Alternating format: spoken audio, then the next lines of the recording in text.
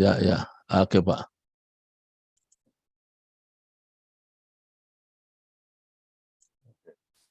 Ya. Ini Jadi, ya, udah ya. ya, udah, Pak. Jadi kita mulai ke penyajian visual dulu ya. Ya, Namanya eh, kita review yang pelajaran yang dulu ya. boleh. Jadi kita mulai dengan gereja yang sehat itu ada gambar gereja di atas. Itu adalah mengundang umatnya ke dunia. Di tengah itu ada dunia, ya ada dunia. Nah, dengan cara penginjilan. Nah, metode kita ini dimulai dengan mulai persahabatan. Persahabatan itu ada 5, nanti kita akan lebih dalam lagi, ya ada 5, yaitu kehidupan sehari-hari, kemudian masuk ke yang lebih dekat, lebih fokus latar belakang rohani, baru yang berikutnya adalah kegiatan rohani, kemudian kesaksian pribadi dan 2 pertanyaan diagnostik. Nah, setelah bersahabat, baru kita penyajian Injil, ya kan? Nah, penyajian Injil itu disebutnya amati, singkatnya A itu anugerah, M-nya manusia, terus Allah, Kristus, dan iman. Jadi yang terangkan itu, kemudian setelah dia saya, baru kita tantang penyerahan diri, ya kan? Nah, dengan penyerahan diri itu juga kita dengan ada 5. Yang pertama, apakah semua ini dapat Anda pahami? Atau nggak paham, ya kan? Nah, kalau nggak paham, kita ulang secara garis besar. Yang kedua, apakah Anda mau menerima anugerah hidup ini? Gitu ya.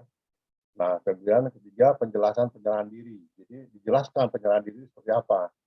Nah, kemudian baru 2 penyerahan diri dan kepastian keselamatan. Nah, setelah mendapatkan kepastian keselamatan, maka orang itu akan masuk pada tindak lanjut langsung, yaitu diberikan pengarahan untuk membaca Alkitab, lalu selalu berdoa, lalu ikuti kebaktian, dan ikuti persekutuan, dan terakhir diajarkan untuk kesaksian. Jadi dikembalikan ke gereja lagi. Nah, itulah inti daripada penyajian visual yang kita lakukan, yang kita terangkan minggu kemarin. Sekarang kita masuk ke mulai persahabatan. Nah, persahabatan itu kita harus mulai, tapi sebelum persahabatan saya mau terangkan dulu. Kebetulan saya ini baru syukur ini ya. Nah, jadi ceritanya begini Bapak Ibu. Konon adalah seorang tukang cukur nih ceritanya. Tukang cukur ini sudah dilatih bagaimana dia mau mengajukan 2 pertanyaan diagnostik. 2 pertanyaan itu yang mengatakan seandainya kau meninggal dunia, apakah kamu pasti masuk surga? Nah, berkali-kali dia gagal ya, untuk nggak berani gitu. Suatu ketika adalah orang yang mau nyukur rambutnya dengan jenggotnya. Nah, kemudian disinilah kesempatan dia, ya kan. Kemudian dia lagi cukur setelah cukur selesai, dia mau cukur jenggotnya, dia mulai memasuki pertanyaan itu. Sambil dia asah itu pisaunya itu, kemudian dia bertanya, Bapak, seandainya Bapak meninggal dunia hari ini, baru mengatakan gitu, orangnya sudah kabur, gitu kan. Nah, itu kan karena penyajian itu tidak tepat. Dia mau membuat pertanyaan diagnostik itu tetapi pada waktu dan situasi yang tidak tepat. Jadi maknanya itu memang ciri EE itu berdasarkan 2 pertanyaan diagnostik, tetapi dimulai dengan persahabatan. Nah, dari hari ini makanya kita masuk kepada persahabatan. Mungkin klik yang baru, begitunya Pak. Nah, jadi seringkali PI itu sangat sulit, tetapi kalau kita sudah mulai dengan membangun persahabatan, maka kita akan masuk pada cara yang mulus untuk masuk kepada penginjilan. Nah, klik berikutnya Pak, diklik. Jadi persahabatan itu sebenarnya membangun jembatan, ya kan? Membangun jembatan, klik lagi Pak. Membangun jembatan. Nah, saya bacakan dulu nats kitab suci dari 1 Korintus 9 ayat 22 yang mengatakan, bagi semua orang aku telah menjadi segala-galanya supaya aku sedapat mungkin memenangkan beberapa orang di antara mereka. Nah, jadi Jadi setiap orang Kristen seharusnya dapat menempatkan diri dan menjalin persahabatan dengan siapa saja dalam kondisi apapun, ya kan? Sehingga menciptakan suasana yang kondusif sebagai pendahuluan yang baik bagi pemberitaan Injil.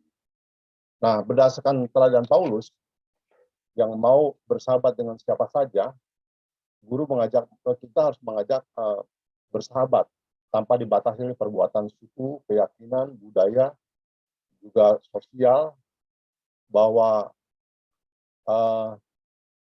bahwa seorang sahabat tidak dijadikan sebagai objek penginjilan, tetapi menjadi bersahabat dulu, ya kan? Nah, dilanjutkan Pak, klik lagi. Jadi dengan persahabatan itu menciptakan pendahuluan yang halus dalam penginjilan. Seringkali penginjilan dilakukan dengan tergesa-gesa, kasar, menghakimi dan diperhadapkan seorang dengan keputusan yang harus segera diambil tanpa interaksi yang baik. Nah, jadi metode ini menekankan pentingnya membangun jembatan persahabatan sebagai pendahuluan yang halus. Nah, yang pertama dinyatakan dengan sikap dan penuh perhatian kepada yang diinjili.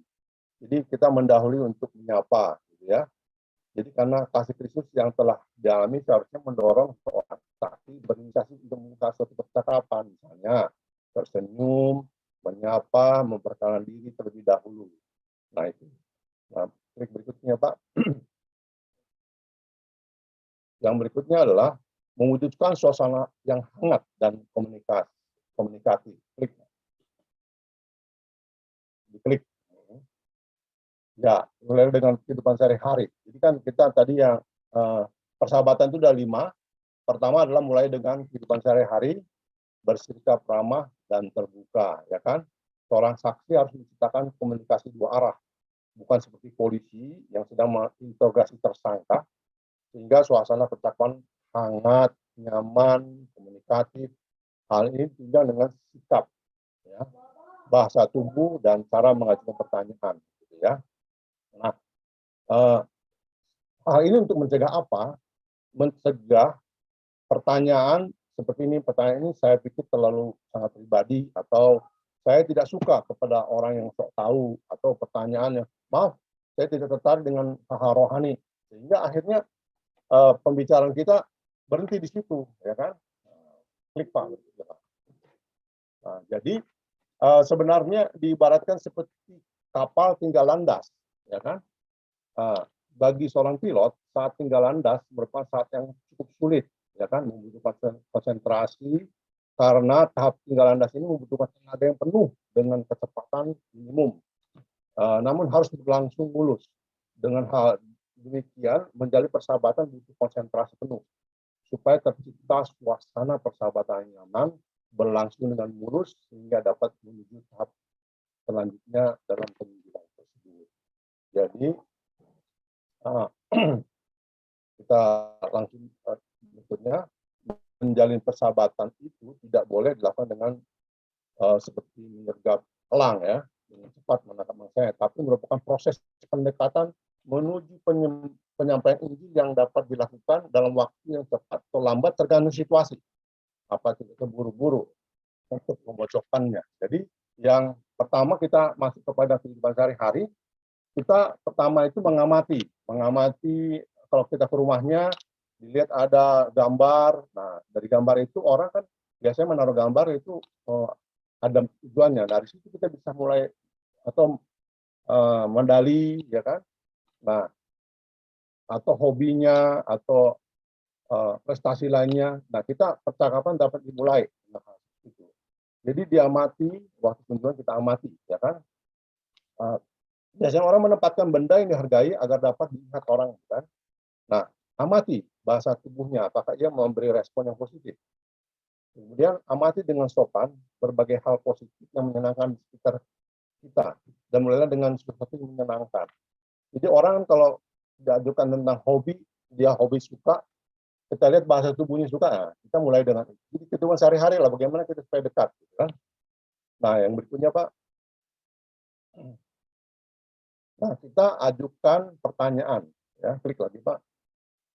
ya, bertanya seperti menguliti bawang. Jadi kalau kita bawang itu kan kita buka kulitnya dulu, terus masuk lagi ke dalam, gitu ya. Jadi hindarilah pertanyaan yang singkat, yang jawabannya hanya ya dan tidak. Jangan kita kalau bisa jangan bertanya yang jawabnya ya tidak. Jadi itu tidak bagus ya. Pakailah cara seperti menguliti bawang, jangan langsung menanyakan hal yang bersifat pribadi, tetapi perlahan-lahan fokuslah pembicaraan dengan pertanyaan apa, kapan, di mana, mengapa. Bicarakan satu topik secara mendalam, baru berpindah ke topik yang lain. Ingat, jangan langsung menanyakan hal yang bersifat sangat pribadi. Gunakan kalimat untuk supaya bisa panjang jawabannya. Bolehkah Anda menceritakan apa misalnya ada gambar tentang olahraga. Bolehkah Anda menceritakan tentang itu, gambar olahraga itu tentang apa? Jadi untuk lebih mengenal orang yang kita inginkan, intinya seperti itu, ya kan? Nah, kemudian di sini dengarlah dengan seksama, ya kan? Jadi pokoknya carilah bahan pembicaraan yang sangat hangat dan menarik minat kawan bicara kita. Nah, tapi ingat juga bahwa yang minat bukan menjadi belum tentu yang hangat itu belum tentu minat. Jadi kita harus perhatikan. Jadi intinya buatlah kawan kita itu menjadi lebih terbuka, ya. Yang penting adalah dengar dengan seksama, ya, bukan sekedar menunggu giliran berbicara, tapi menangkap dengan seluruh pertanyaan. Ya kan? Nah, lanjutkan Pak. Ya. Nah, ini klik lagi Pak. Berikan pujian dengan tulus, ya kan? Jadi orang biasanya senang dengan pujian. Untuk itu kita harus peka, lihat dari sudut pandang positif. Karena dalam setiap percakapan ada saja yang baik yang dapat dipuji. Namun jangan berlebihan. Coba kita lagi klik sedikitnya, ya kan? Klik Pak berikutnya, jangan berlebihan. Jadi jadi seperti ini misalnya, rumahnya bersih loh, padahal rumahnya kotor gitu kan. Nah, jadi itu berlebihan. Jadi jangan terlalu melebar, teruslah pembicaraan ke langkah selanjutnya. Nah, berikutnya setelah kita bicara hal yang umum, ya kehidupan sehari-hari, kita masuk ke berikutnya, latar belakang agama atau rohani. Nah, jadi usahakan untuk mengetahui latar belakang agamanya dulu dengan cara mengajukan pertanyaan seperti apakah Anda beribadah pada hari Jumat atau hari Minggu. Jadi hindari pertanyaan seperti apa agama Anda, apa sih agamamu. Pertanyaan ini terkesan kasar dan membangun tembok yang menimbulkan penolakan secara halus maupun kasar. Ya. Nah, kemudian gunakan kalimat pengantar seperti selain kegiatan sehari tertentu, ada waktu untuk beribadah enggak? Biasanya Bapak beribadah pada hari apa? Atau ibadahnya di mana ya? Bisa juga kata-kata merayakan hari raya apa ya? Nah, jadi itulah caranya mengetahui latar belakang agama dan rohaninya. Atau kita bisa lihat dari aksesoris ya.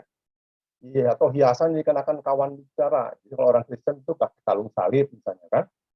Nah, kalau agama lain mungkin pakai ada aksesoris yang melambangkan agamanya.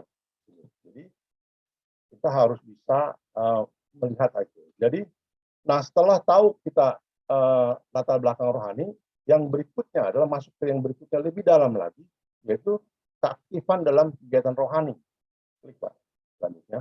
Ya, jadi bisa saja dia di gereja. Nah, di gereja itu dia aktif enggak? Nah, kenapa kita harus perlu tahu itu? Supaya kita tahu dalam penginjilannya sejauh mana.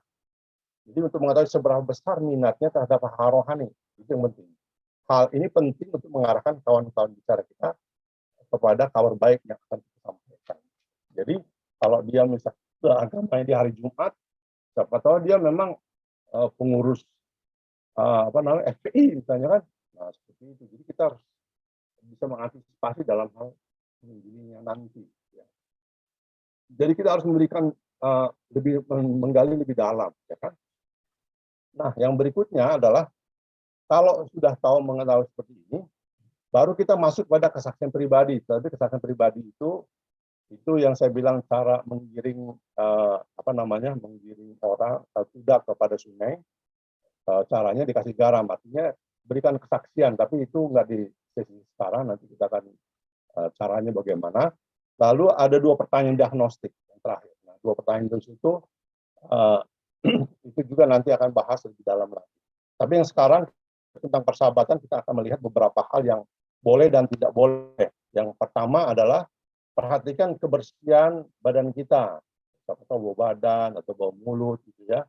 Jadi itu yang penting ya kan, jangan sampai kita melakukan PI tapi badan kita nggak mandi dan sebagainya.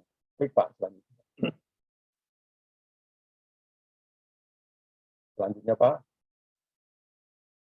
Nah, juga lihat juga situasinya ya kan. Jadi seperti gambar ini, orang-orang situasinya acara resmi pakai jas misalnya, kita dengan pakaian celana pendek ya kan, menggili pakaian biasa. Jadi kita harus sesuaikan dengan keadaan gitu ya. Nah, keadaannya pada saat itu bagaimana gitu ya. Yang selanjutnya. Nah, jadi jangan sampai kita berdebat, hindari perdebatan atau adu argumentasi. Ingat tujuannya adalah bersahabat, ya kan? Jadi berdebat tidak ada gunanya, karena jika kita menang dalam perdebatan itu, tentu dia yang akan diinjili akan kecewa dan marah. Tapi sebaliknya, jika kita kalah, dia akan meremehkan Injil. Jadi kedua hal ini akan membuat suasana persahabatan tidak kondusif. Itu berarti baik menang, baik kalah dalam perdebatan, sebenarnya kita dalam posisi kalah. Ya, lanjut. Nah, jadi yang berikutnya adalah jangan menyalahkan dan bersikap kasar. Ya. Jadi karena kita kan bersahabat, ya, jangan menyalahkan dan bersikap kasar. Lanjutnya. Yang berikutnya, Pak. Nah, terutama ini bagi dia menginjil kepada bawahannya ya. Jangan memojokkan untuk mendapatkan jawaban ya. Jadi menurut kamu apa coba? Coba jawab dong. Jangan memojokkan untuk mendapatkan jawaban. Sehingga akhirnya jadi ada penolakan. Oh, ini orang apa sih gitu kan. Nah, yang penting intinya kita harus ingat persahabatan. Ya, klik. Klik lagi. Ya. Nah, yang berikutnya jangan duduk di tempat tuan rumah ya. Jadi kalau kita masuk ke rumah ya kan, kita bagusnya bertanya, waduh saya duduk di mana nih Pak? Dan kita kan bisa tahu posisi-posisi. Kalau orang Batak itu ada halang ulu katanya kan gitu. Jadi ada di mana tuan rumah duduk, ya jangan kita duduk di situ gitu kan. Kita cari di mana tempat kita berduduk. Jadi kita bersikap sopan lah. Nah, yang berikutnya adalah ini penting ya. Yang berikutnya kan ketika kita bicara itu, siapa tahu orangnya itu pernah membunuh kan? Lalu jangan kita langsung kaget gitu, terkejut gitu. Sehingga akhirnya orang itu juga jadi bertanya-tanya, waduh, berarti orang ini takutnya menerima saya gitu kan. Tapi tenang aja kita, ya, apapun yang dikatakan dia itu selalu kita bersahabat, kita dengan bahasa tubuh kita jangan sampai terkejut ketika dia bicara, saya pernah membunuh, saya pernah, wah, kita jadi terkejut. Jangan seperti itu. Nah, yang berikutnya juga penting ya kan. Nah, kadang-kadang dalam pembicaraan itu ada hal yang konyol, ada hal yang buat kita tertawa. Nah, jangan mentertawakan ya. Jadi jangan tertawa selagi masih di rumah yang dikunjungi. Sehingga jadi kita seolah-olah melecehkan dia gitu kan. Walaupun itu lucu sekali gitu, tapi kita harus tahan, jangan sampai di depan dia kita tertawa atau bahkan setelah di luar, padahal seperti tadi gambar ini dilihat tuan rumahnya kita tertawa gitu. Wah, ini mentertawakan saya kan gitu. Nah, jadi ya, jangan sampai hal tersebut terjadi ketika kita masuk di lapangan. Yang berikutnya Pak. Nah, kadang-kadang kita itu berkunjung bersama tim ya kan? Kalau bisa 2, 3 orang gitu ya. Jadi jangan panik dengan situasi yang dapat mengganggu jalannya penginjilan, karena biasanya iblis tidak tinggal diam. Kadang-kadang ada aja yang membuat gangguan, jadi anak nangis gitu kan. Nah, jangan panik, bantulah menenangkan anaknya. Kalau perlu rekan kita itu memangku anak itu, gitu kan. Jadi kawan kita itu buat supaya situasi-situasi yang mengganggu yang dilakukan oleh iblis itu kita redam. Ada aja itu kadang-kadang seperti itu. Adalah tiba-tiba anaknya datang, Pak, minta jajan, ini, kayak gitu. Akhirnya apa namanya, jadi terbelokkan cerita itu ya. Jadi kita harus bisa membuat tidak panik, membantu menenangkan situasi sehingga situasi masuk kepada situasi yang baik untuk penginjilan. Nah, itulah intinya persahabatan. Sekali lagi persahabatan itu ada 5, ya kan? Pertama dari mulai kehidupan sehari-hari, yang kedua masuk kepada latar belakang rohani dengan tidak mengatakan agama apa, karena itu membuat tembok, tetapi mulailah dengan mengatakan ibadahmu di hari Jumat atau hari Minggu, itu perayaan apa, apakah perayaan Natal atau perayaan raya. Jadi kita tahu. Yang setelah tahu agamanya, kita masuk, dia aktif di agama itu seperti apa. Nah, kita tanyakan apakah aktivis dia. Nah, setelah ketiga hal ini, kita masuk ke yang berikutnya, yaitu membuat kesaksian sehingga dia tertarik. Kita cerita bahwa ada seseorang menceritakan sesuatu sehingga saya yakin sekali itu kehidupan saya. Akhirnya dia berminat. Siapa sih? Nah, seperti itu. Nah, baru setelah itu ajukan 2 pertanyaan diagnostik. 2 pertanyaan diagnostik itu, seandainya Anda meninggal dunia pada hari ini, apakah Anda yakin pasti masuk surga? Ya. Kedua, seandainya Anda meninggal dunia dan berdiri di depan Allah dan Allah bertanya kepada Anda, apakah Anda yakin pasti masuk? Mengapa aku harus memasukkan engkau kepada surga? Apakah jawaban saudara? Nah, itu. Jadi 2 pertanyaan itu harus dipertanyakan. Dengan itu kita tahu, namanya diagnosa ya. Kita tahu apakah dia perlu diinjili atau perlu diteguhkan dan sebagainya. Jadi sekali lagi ya, kenapa kita mulai persahabatan supaya masuk ke jembatan yang lurus kepada penginjilan. Yang berikutnya adalah kenapa diibaratkan seperti kapal. Kalau kapal itu kalau tinggal landas itu kan perlu tenaga yang besar. Kalau enggak, nah, tapi ketika sudah masuk kepada persahabatan, nah itu kapal tadi, setelah udah di atas kan sudah mulus. Nah, mulus dia masuk kepada penginjilan. Nah, salah satu pertanyaan yang membuka pintu hatinya untuk masuk penginjilan, bolehkah saya bercerita? Ketika dia katakan boleh, itu sebenarnya pintu hatinya sedang dibukakan. Jadi apapun yang kita katakan, kita sudah mintakan persetujuan dia. Nah, itulah penciptaan persahabatan. Jadi sekali lagi persahabatan harus dilakukan sebelum masuk kepada penginjilan. Inilah yang namanya metode ramah lingkungan. Sehingga apapun yang terjadi kita bisa tahu nanti kalaupun situasinya pada saat itu belum bisa masuk, kita bisa tahu itu dari persahabatan. Tapi kalau kita bisa masuk, pasti masuknya dengan mulus. Nah, seperti itu. Nah, ketika persahabatannya kan di sini kira-kira bisa masuk nggak ya? Nah, sebenarnya kita butuh insting atau radarnya. Nah, ini itu bisa masuk nanti itu bisa akan bicara kepada kita bisa kita masuk.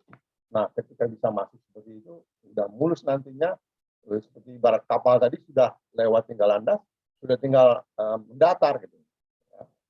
Nah, itulah kira-kira metode tentang persahabatan hari ini. Sebenarnya ini beberapa 16 kali pertemuan sebenarnya. Ini salah satu dari 16 kali pertemuan 16 ini. Salah satunya adalah persahabatan. Jadi sebenarnya dengan metode ini kita diajarkan lebih rinci tentang banyak hal. Itu saja dari saya, kiranya ini membantu Bapak Ibu dalam hal mulailah bersahabat dengan teman-teman supaya bisa memenangani banyak jiwa. Itu saya, terima kasih. Kembalikan kepada Ibu. Ya.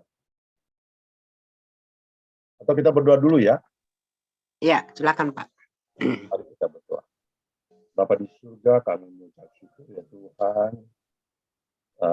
Biarlah Tuhan apa yang sudah kami memberitakan ini tentang persahabatan itu berguna bagi kami semua, menjadi berkat bagi kami semua, sehingga kami pun bisa membangun persahabatan menjadi gaya hidup kami untuk membangun banyak persahabatan kepada siapapun, dimanapun, kapanpun, sehingga kami bisa masuk memenangkan banyak jiwa itu. Jadi kami kemampuan begitu ya Bapak, kami lemah, kami ragu, kami takut, tapi bersamamu. Karena inilah amanat agung, perintah daripadamu Tuhan, untuk kami harus lakukan. Kami lakukan, berilah kami kekuatan. Terima kasih Bapak. Dalam nama Yesus kami berdoa. Amin. Amin, amin. Baik, terima kasih Pak Victor Hutanjulu buat pemaparan pagi hari ini. Bagaimana kita tadi cara pendekatan persahabatan ketika kita mulai memenangkan jiwa ataupun mau membangun hubungan ya dengan sesama ya. Tadi jelas dikatakan kita mulai dari kegiatan sehari-hari, kemudian kita cari latar belakang rohaninya seperti apa, kemudian kita membuat kesaksian, baru kita tantang dia ya untuk dia mengambil keputusan. Gitu ya Pak ya? Baik ya. Nah, tadi saya tertarik tadi ya. Itu betul itu, jangan terkejut. Tiba-tiba kalau dia cerita, dulu saya pernah mencuri ayam nenek kamu, langsung kita kaget. Wah, ternyata ini pencurinya.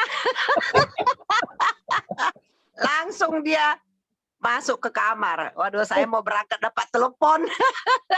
Dan apalagi dia Pak Boris yang datang. Waduh, polisi mau nangkap saya ini, gitu ya Pak Boris ya. Itu betul ya, jadi seru. Jadi kita harus bisa. Kesaksian Bu Tiar ini pernah mencuri ayam waktu. Aduh, enggak kan anak-anak muda biasanya laki-laki yang suka kayak gitu Pak. Jadi jadi dia merasa karena sudah teman, sudah dekat kan, pasti dia buka, itu pasti. Ya, saya udah menghadapi begitu. Pasti dia, aku dulu curi mangga nenek kamu katanya kan. Pulang sekolah, aku yang sering manjat dulu katanya gitu. Temanku si Anu. Terus kita langsung wajah kita berubah kan. Kayak gini. Rupanya dari biang keroknya dulu, pentasan dulu, gak pernah dapat mangga gitu. Langsung dia masuk kamar. Saya mau pergi Pak, buru-buru Pak Boris katanya kan. Nggak jadi deh kita ini. Nggak jadi kita ngobrol-ngobrol lagi, nggak mau dia ya kan gitu ya. Tapi sederhana, tapi memang itu fatal. Ya, sampai kapanpun kalau itu terjadi dia nggak akan mau terbuka sama kita lagi, dia tidak akan mau lagi ngobrol, pasti dia membatasi diri ya. Jadi luar biasa ya. Sudah tersumbing dia. Iya, tersungging dia Pak, makanya memang masalah tersungging ini perlu dibereskan ini. Karena banyak anak-anak Tuhan lari dari persekutuan gara-gara tersungging. Ya, jadi ya itu perlu dipelajari betul-betul ya. Semoga kedepannya lagi Pak Victor tetap semangat ya.